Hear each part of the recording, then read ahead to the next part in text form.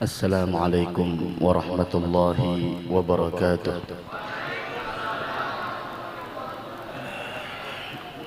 الحمد لله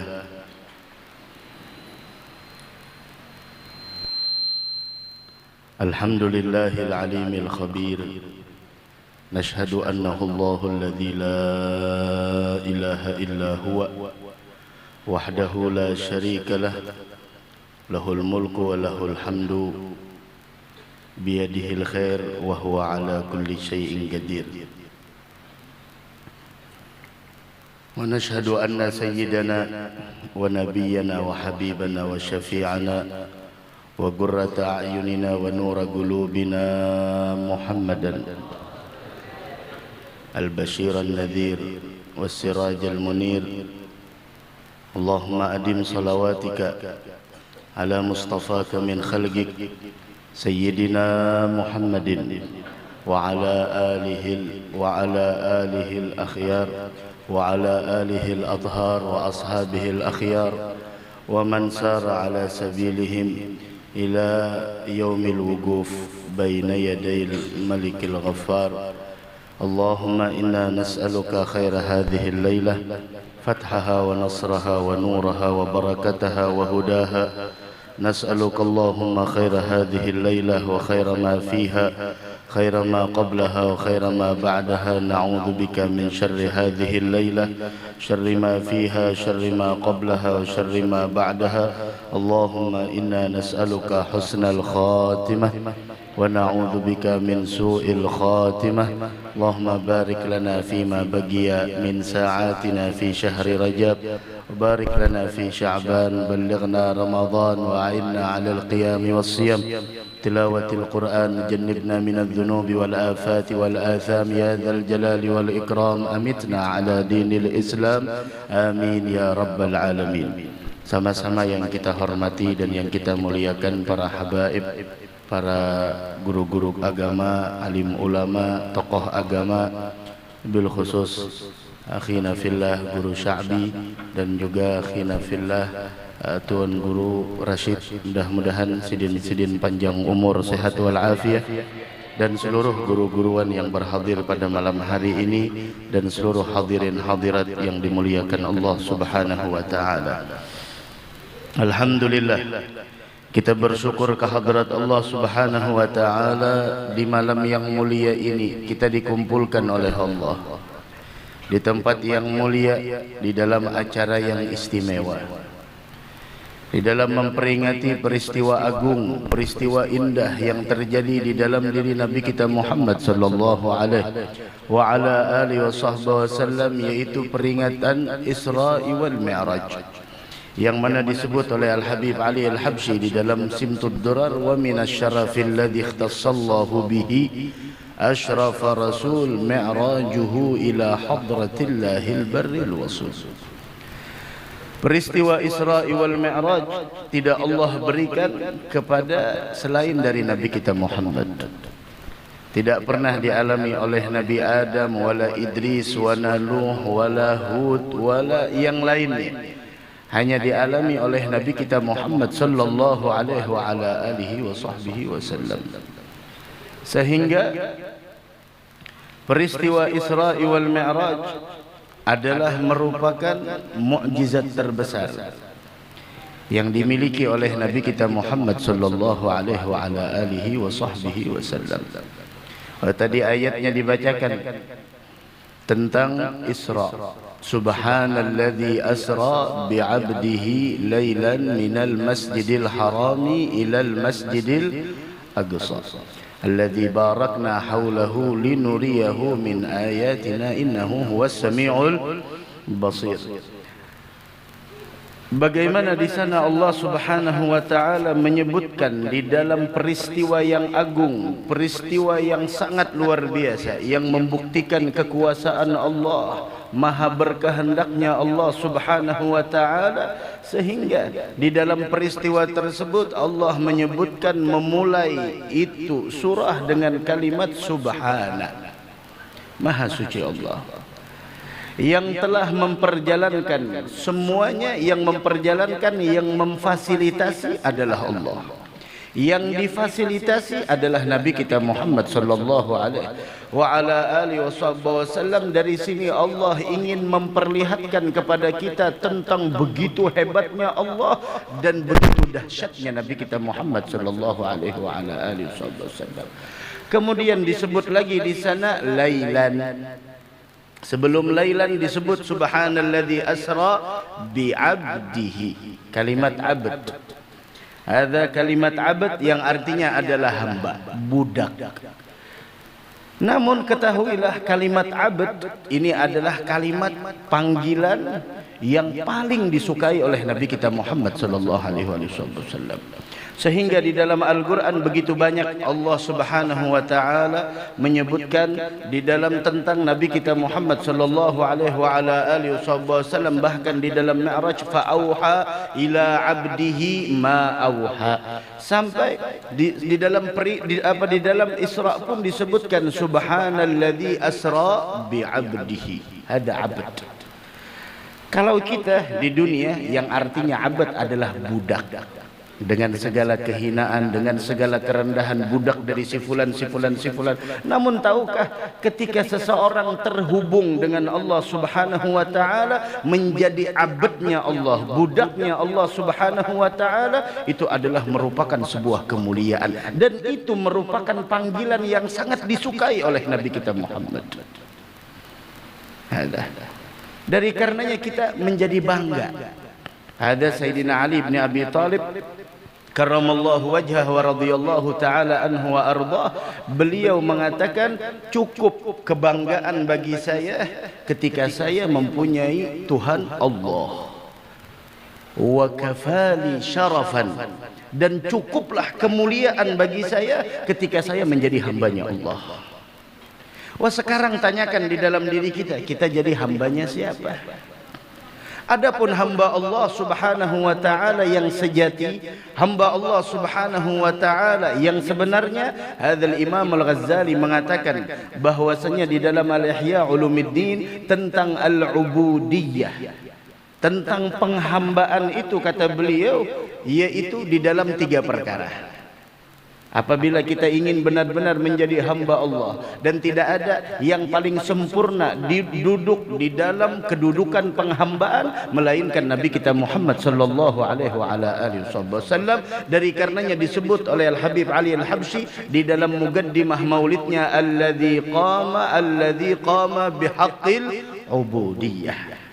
Beliau adalah orang yang paling sempurna di dalam penghambaannya kepada Allah. Wal Imam Al-Ghazali mengatakan al-ubudiyah bi thalathati asya.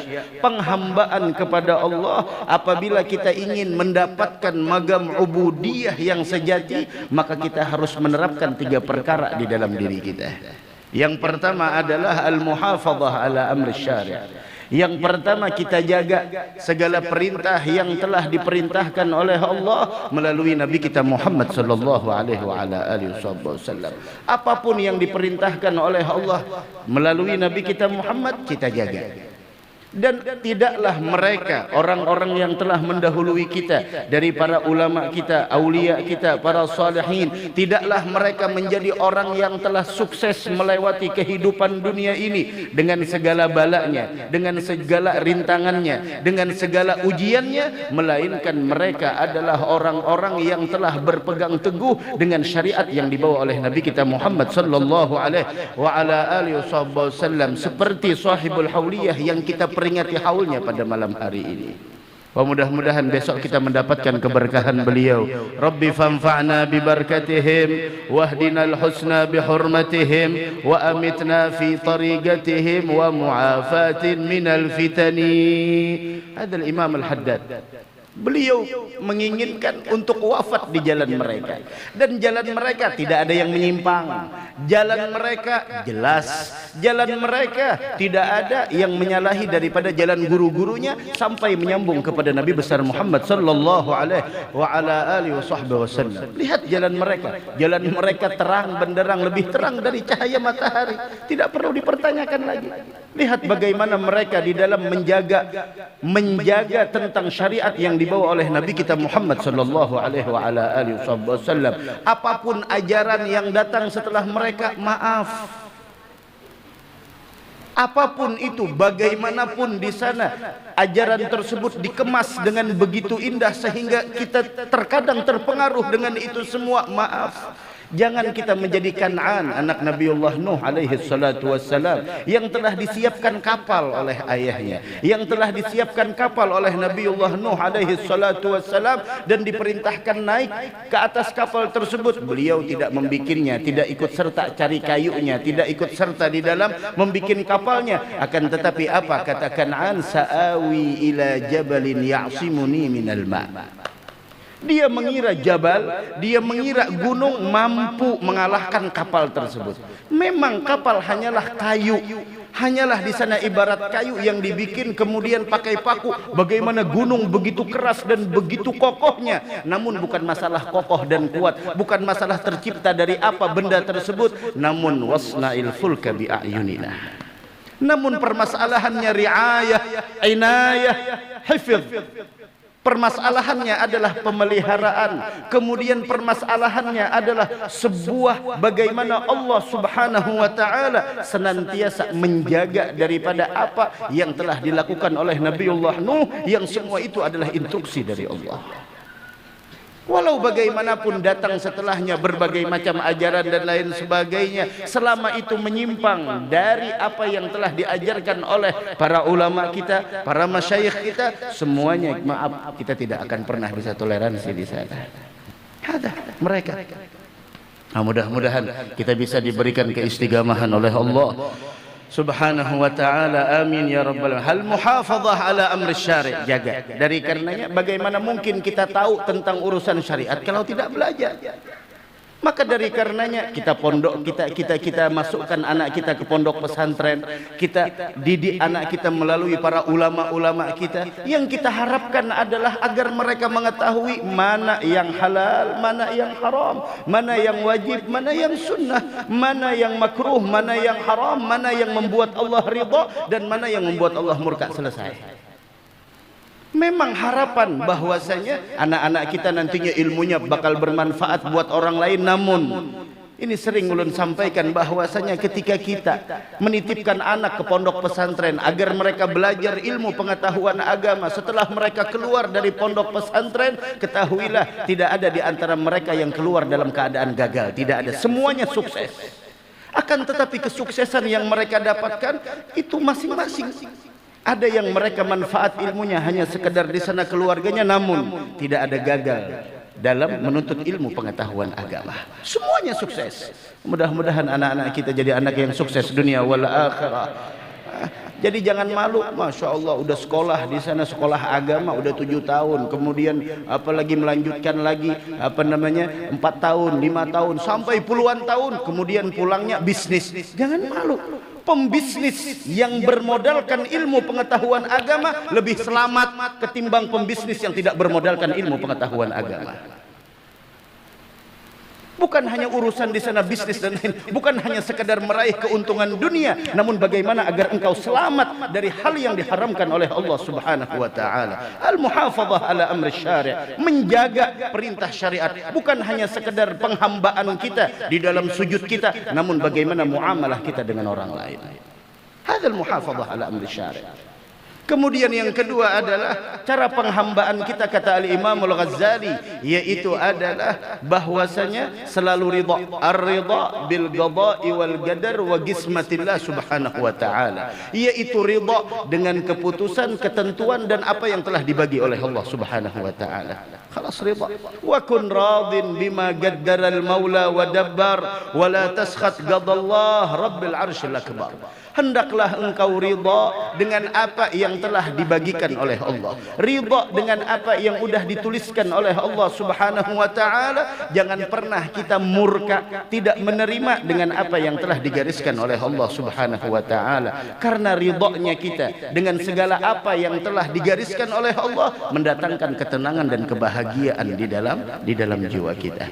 Dan yang ketiga adalah yaitu mengutamakan mencari ridhonya Allah daripada kepentingan diri sendiri. Ada mereka. Kalau kita lihat tiga perkara ini ada di dalam diri-diri para ulama-ulama kita yang telah mendahului kita, para aulia kita, para salihin kita, para ulama kita, wabil khusus sahibul hauliyah yang kita peringati haulnya pada malam hari ini.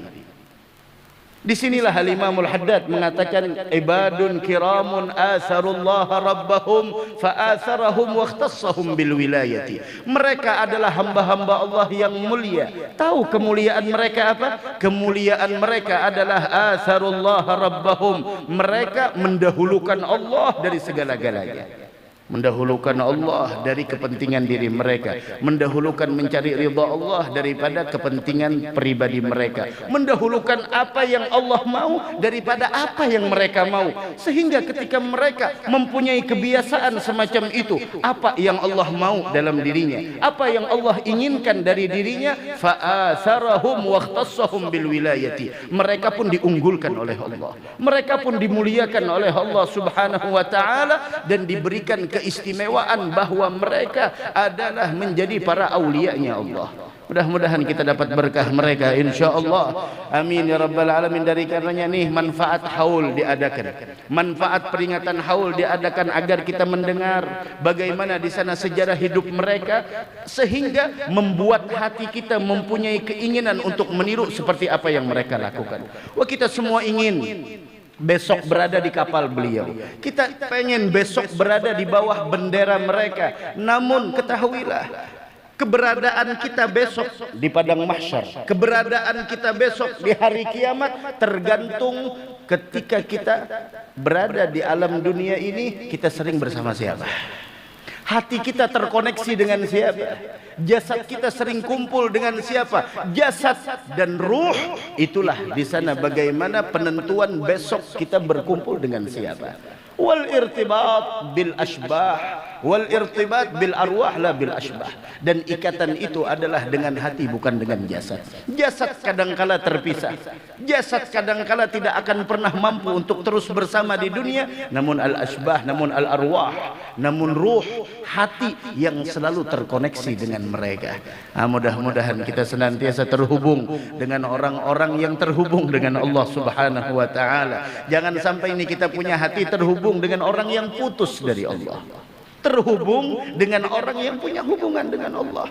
Hubungkan hati kita, hubungkan diri kita. Dengan caranya bagaimana? Caranya kita ikuti apa yang mereka sampaikan, kita aplikasikan di dalam keseharian kita, kita amalkan apa yang telah mereka sampaikan. Kitab-kitab mereka ada, rekaman-rekaman pengajian mereka masih ada, kemudian lagi di sana murid-murid mereka masih ada, anak-anak mereka masih ada. Ikuti semuanya. Allah Subhanahu wa taala akan hubungkan kita dengan orang-orang yang terdahulu. Mudah-mudahan kita terhubung dengan orang-orang yang mulia. Amin amin ya rabbal alamin. Subhanalladzi asra bi 'abdihi lailan. Ada disebut malam. Kenapa? Ada apa dengan malam? Naam, malam mempunyai khususiyat. Malam mempunyai keistimewaan. Sehingga Allah mengatakan kadzab man idda'a mahabbati. Sungguh pembohong orang yang mengaku cinta kepadaku, jika datang malam hari dia tinggalkan aku tidur. Alaisa, bukankah kata Allah Subhanahu wa taala, orang yang sedang mencintai dengan orang yang dicintainya, dia pasti mendamba-dambakan untuk berduaan dengan orang yang dia cintai. Ada malam. Sampai disebutkan dalam Al-Quran, wa minal laili fatahajjad bihi nafilatan lak asa ayyab'atsaka rabbuka maqaman mahmuda. Ada malam, keistimewaan malam luar biasa. Dari karenanya ambil bahagian kita dari menghidupkan malam dengan salat ba'diyah isya paling minimal 4 rakaat. Witir jangan ketinggalan, wasiat Nabi kita Muhammad sallallahu alaihi wa ala alihi wa sahbihi wasallam. Kemudian lailan minal masjidil haram ilal masjidil aqsa. Ada masjid disebutkan, bukan Mekah, bukan Mekah. Kemudian minal masjid ilal masjidil aqsa, bukan Kudus wala Palestin, tapi disebut di sana al masjidil haram, al masjidil aqsa, al masjidil haram, kemudian al masjidil aqsa. Kenapa? Tahukah kenapa? Di antara hikmahnya adalah tidak disebutkan negerinya, Tidak disebutkan nama kotanya. Kenapa? Karena kemakmuran suatu tempat tergantung makmurnya masjidnya. Ingin tempat kita makmur, apalagi ini namanya desa makmur, masya Allah. Ingin desa ini makmur, tapi sudah makmur berdahulu, sudah masya Allah. Ingin tempat kita makmur dimanapun yang mendengarkan suara ini, yang menyaksikan acara ini, ingin tempat kita makmur, ingin daerah kita makmur, itu adalah patokannya masjid. Jika masjidnya makmur, terutama sholat subuh, insya Allah masyarakatnya makmur. Tapi apa? Ya Allah, jangankan subuh, maghrib aja kada ada orangnya. Kalau maghrib kada ada orangnya, subuh bayangkan aja.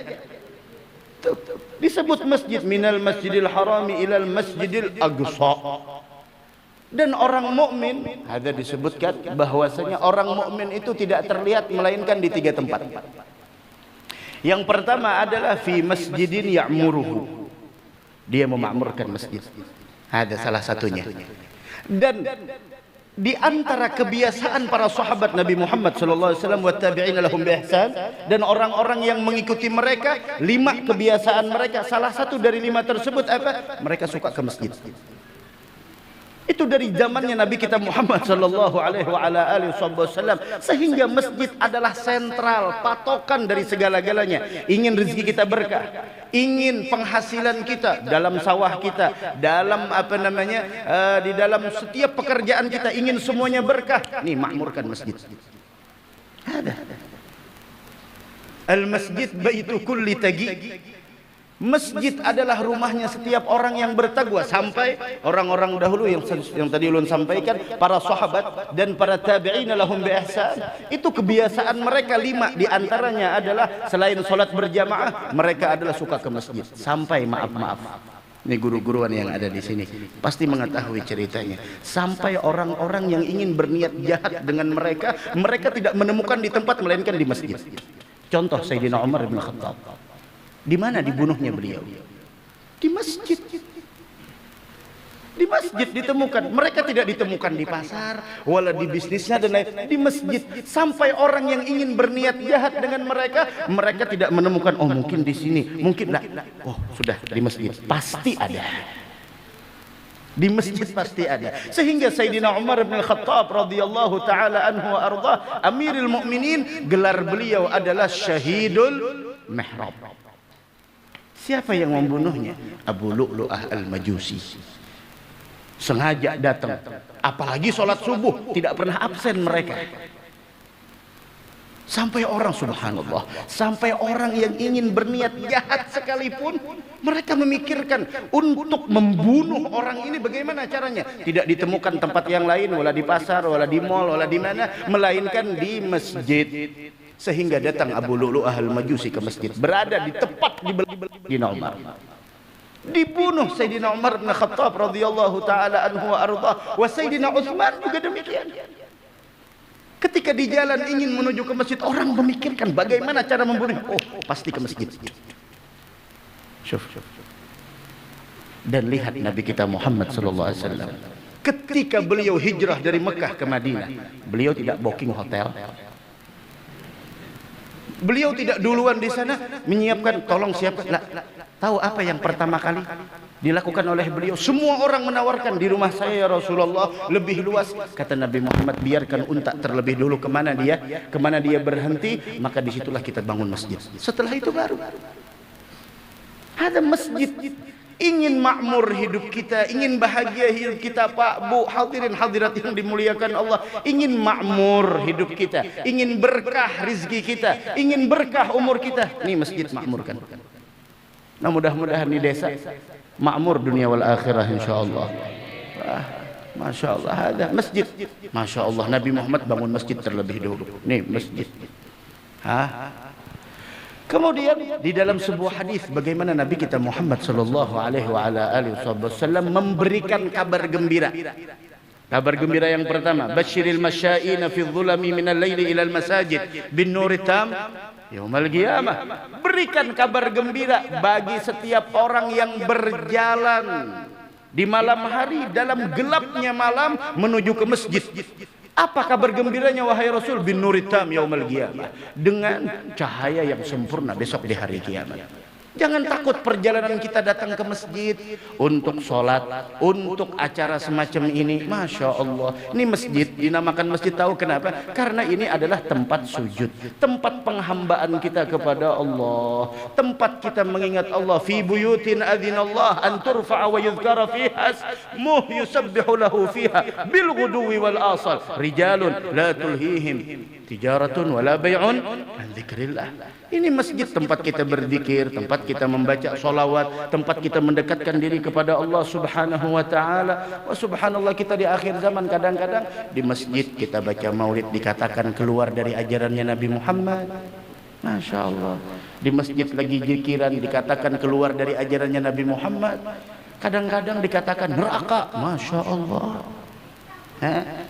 Itu sampai pada akhirnya nantinya akan terjadi lebih baik hadir konser daripada masuk ke dalam masjid. Pada akhirnya begitu. Wah, begitu nantinya. Memang kita sudah ada di akhir zaman yang Dajjal udah mau keluar. Dan Nabi Muhammad sudah memberikan pesan kepada kita, surganya Dajjal itu neraka. Nerakanya Dajjal surga. Dajjal menjanjikan surga, neraka. Dajjal mengancam kita dengan neraka, surga di balik itu semua. Mudah-mudahan kita bisa istiqamah insyaallah. Ada masjid, itu yang pertama. Maka dari karenanya jangan kita malas datang ke masjid. Kemudian kabar gembira yang berikutnya apa kata Nabi Muhammad? Idza ra'aitumur rajul ya'tadul masajid fashhadu lahu bil iman. Nanti kalau lihat orang suka ke masjid, saksikan itu di dalam hatinya ada iman. Karena hanya orang yang beriman yang dimudahkan langkahnya untuk datang ke masjid. Selain mereka, maaf, perjalanan yang paling berat adalah perjalanan menuju ke masjid. Macam-macam godaannya, macam-macam godaannya. Tapi kalau sudah Masya Allah ada hadiah umrah, hadiah kulkas, hadiah televisi, hadiah jalan-jalan kemana, Masya Allah 2 kilo, 3 kilo bisa jalan. Padahal sidin bawa oksigen di rumah, Masya Allah. Bisa jalan 3-4 kilo. Tapi ke masjid berapa meter? Ya Allah, ada syuf. Setiap sesuatu yang berat kita lakukan oleh nafsu kita, ketahuilah di belakangnya ada surga. Huffatil jannatu bil makarih wa huffatin nar bisyahawat. Surga itu kebanyakannya adalah senantiasa dikelilingi dengan sesuatu yang berat untuk kita lakukan. Sedangkan neraka huffatin nar bisyahawat, akan tetapi neraka dikelilingi dengan syahwat, keinginan syahwat kita. Dari karenanya Allah menjanjikan dalam Al-Qur'an, wa amma man khafa maqama rabbih wa nahan nafsa 'anil hawa fa innal jannata hiyal ma'wa. Hakada. Kemudian berikutnya orang yang senantiasa hatinya terhubung dengan masjid. Tahu apa kata Nabi Muhammad? Sab'atun yudhilluhumullah. Sab'atun yudhilluhumullah fi dhilli arsyihi yauma la dhilla illa dhilluh. 7 golongan orang yang besok bakal mendapatkan naungannya Allah di hari yang tidak ada naungan selain naungannya Allah. Di antara 7 golongan tersebut adalah rajulun qalbuhu mu'allaqun bil masajid.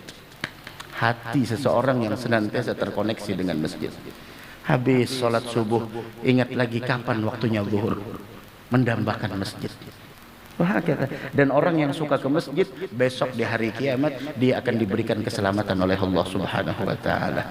Ada sebagaimana yang disebutkan bahwasanya di dalam hadis Imam At-Tabarani, hadis hasan, bagaimana Rasul sallallahu alaihi wasallam menyebutkan orang yang suka ke masjid akan dijamin oleh Allah Subhanahu wa taala dengan mendapatkan ketenangan dan kebahagiaan, serta dia akan dimudahkan ketika melintasi sirat dan dia akan mendapatkan ridhonya Allah Subhanahu wa taala.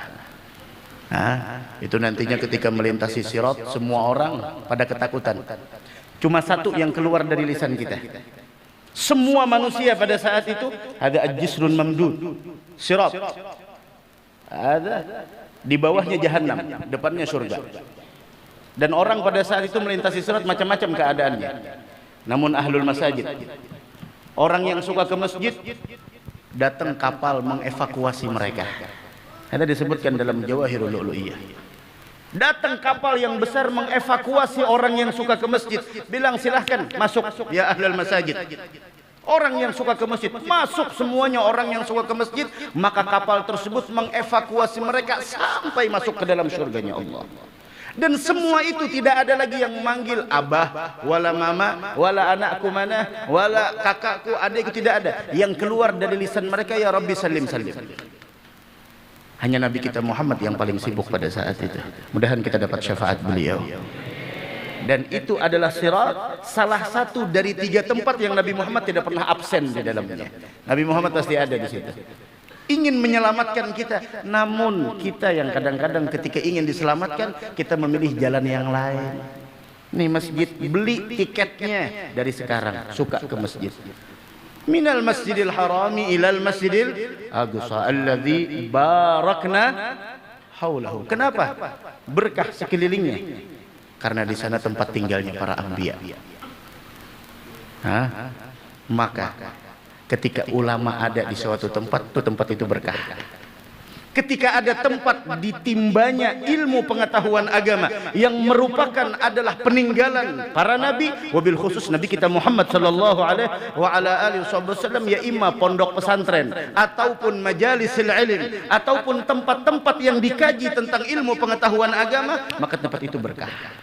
Dan ketika sebuah daerah tidak ada di dalamnya para ulama, tidak ada tokoh agama, tidak ada di sana tempat-tempat yang dikaji tentang ilmu pengetahuan agama, semewah dan seelit apapun itu bangunannya, maka tidak ada berkah.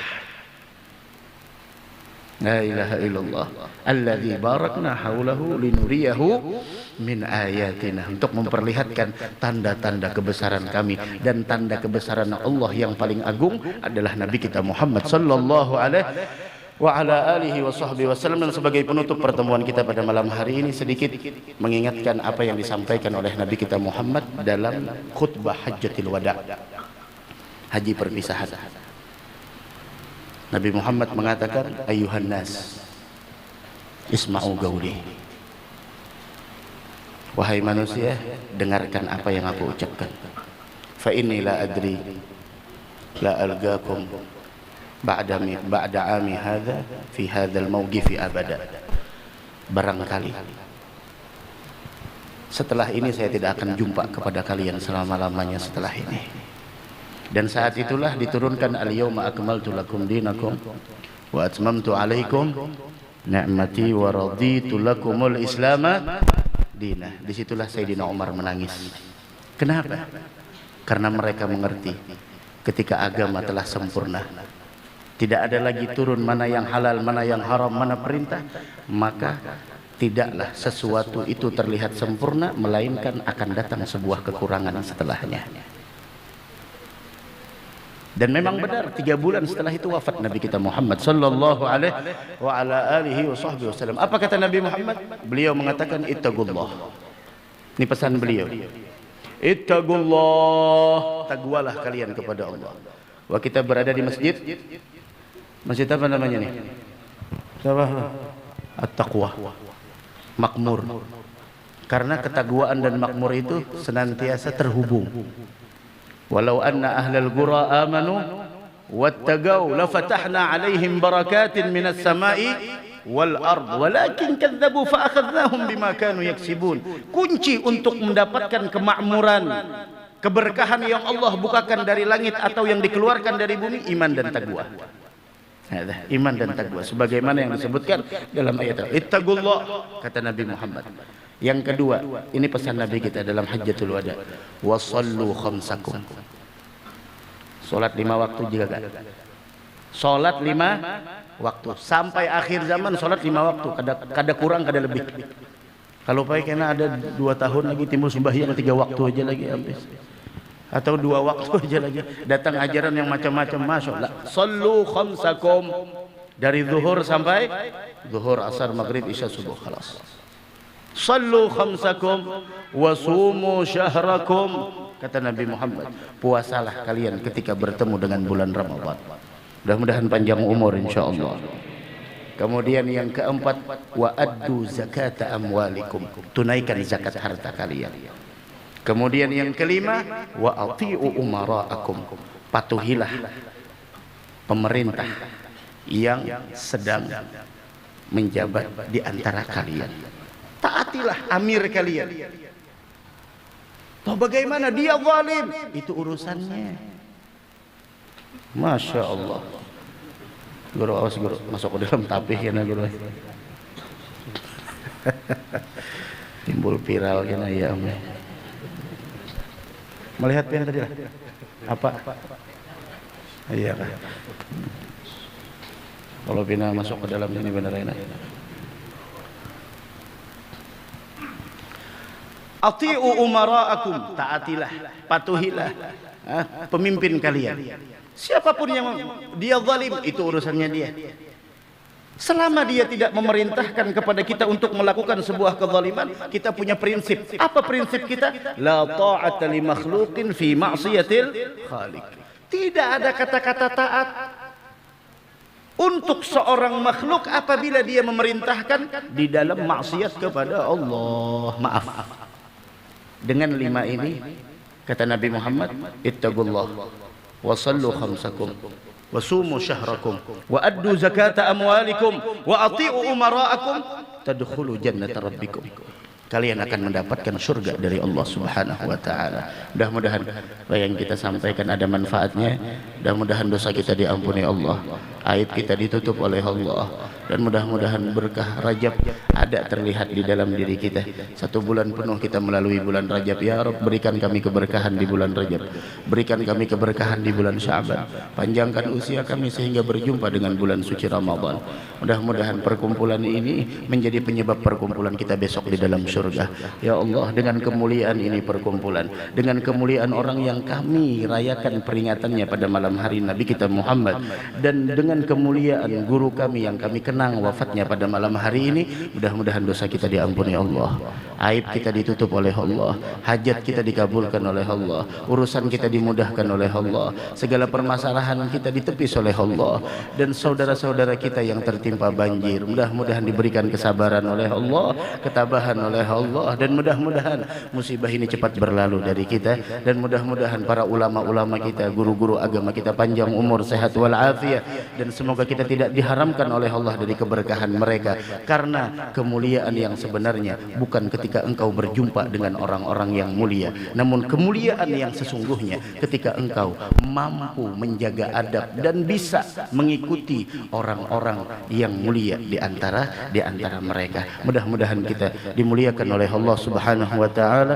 bisa untuk menjaga adab di hadapan mereka dan bisa mengikuti jejak langkah mereka, dan mudah-mudahan kita dipanjangkan umur, sehat walafiat, yang sakit diangkat penyakitnya, dan yang lagi tertimpa suatu musibah mudah-mudahan Allah berikan kesabaran dan Allah angkat segala bala musibah, karena masyi kama majma'il maulid yujallil kurub, dza waqat taubatak ya al-asi idza batatu, dza waqat taubatak ya syarid idza batau. Mudah-mudahan kita diberikan taubatan nasuha, dan mudah-mudahan kita diberikan kasih sayang Allah, dan mudah-mudahan kita ditatap dan dipandang oleh Allah, dan mudah-mudahan kita semua diberikan keistiqomahan dalam ketaatan dan ibadah, dan semoga kita diwafatkan dalam keadaan husnul khatimah. Amin amin amin ya rabbal alamin. Ampun maaf seberataan, hadanallahu wa iyyakum ajma'in. Wassalamualaikum warahmatullahi wabarakatuh.